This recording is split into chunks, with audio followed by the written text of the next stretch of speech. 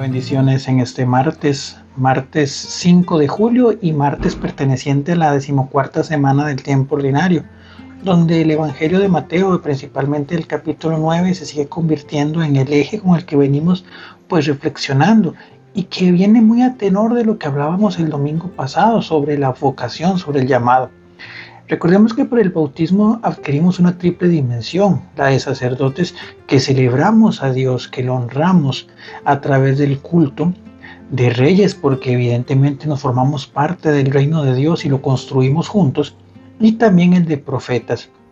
Ser profeta es hablar en nombre de Dios. No estemos hablando, o a veces se habla mucho de profetizar y demás, en una línea de cómo decirlo, como de visión al futuro, como de ser lo que llaman popularmente pitonizos o esto de adivinadores y demás. No, el profeta en su esencia es el que habla en nombre de Dios y el que pues da el mensaje que Dios da.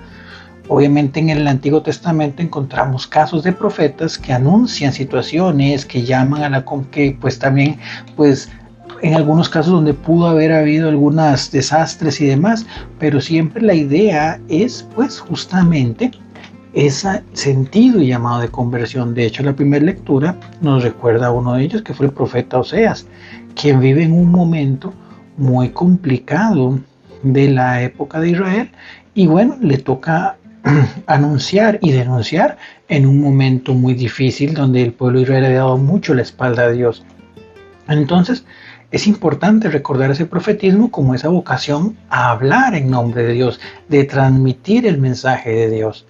Por eso es muy curioso y muy interesante que justamente el endemoniado que hoy nos presenta el Evangelio en este capítulo 9 de Mateo, a partir del versículo 32, es justamente un endemoniado que el espíritu inmundo que lo tenía le lo ha dejado mudo.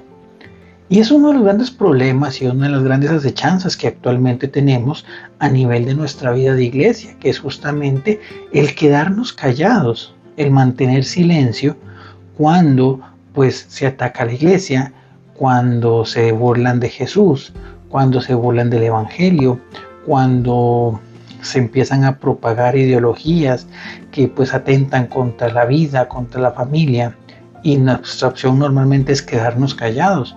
Pues esa es una manera muy característica de ver, por ejemplo, el accionar del espíritu inmundo que se nos presenta en el Evangelio.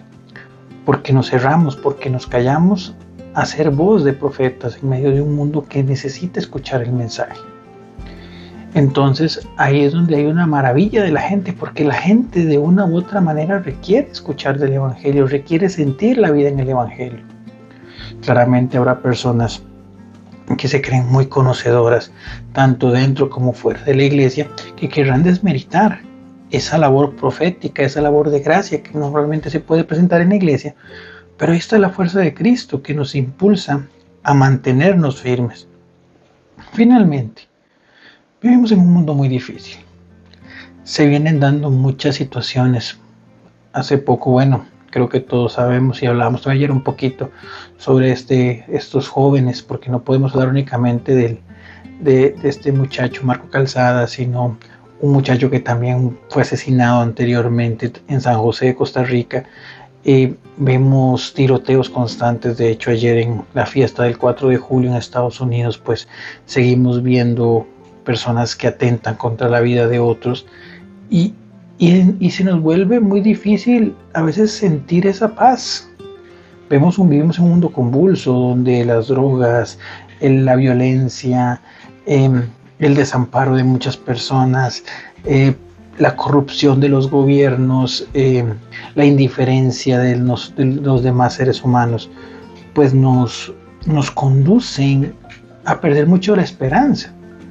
Y es lo que Jesús nos dice. Hoy ve unas personas que se sienten como ovejas sin pastor, cuando tal vez aquello de lo que nos podamos sentir firmes es justamente el mensaje de Dios, el Evangelio de Cristo. Es el único que nos puede dar una razón y una explicación ante tantas situaciones, ante tanta incertidumbre, ante tanta muerte alrededor. Y entonces, ¿qué es lo que dice Jesús? Dice: Oren para que el dueño de la mies envíe obreros a su mies, envíe personas a hablar en nombre del Señor. Vean qué interesante, pasamos de iniciar de una persona que justamente el mal lo había callado a un llamado, una exhortación a orar para que aparezcan más personas con ese espíritu evangélico, con ese espíritu profético. ¿Y quiénes serán? Pues nosotros. Recordemos qué interesante cómo en este caso, igual volviendo al tema de los profetas, se escucha en esa necesidad de alguien que hable de Dios, voces valientes que digan, aquí estoy, envíame a mí. Sabiendo que hay limitaciones, sabiendo que hay debilidades, sabiendo que hay pues cosas que quizá muchos te vayan a señalar, pero el Señor nos va perfeccionando por las gracias que hemos recibido del bautismo. Entonces, volvamos la mirada al mundo y sepamos que Cristo necesita de nuestra palabra, Cristo necesita de nuestro entusiasmo, para que de esa manera nosotros podamos reafirmar ese espíritu evangélico, que resurja en nosotros ese fuego abrasador que quiere enseñar la palabra de Dios a los demás. Y de esa manera, pues que ya el mundo no calle. Porque como decía en este momento, no recuerdo el santo que lo decía, ya basta de callar, porque por estar en silencio el mundo está podrido. Y no permitamos más estas cosas. Todo esto irá creciendo, todo esto más irá cambiando en la medida que cada uno asumamos nuestra labor como pastores en medio del mundo. Bendiciones.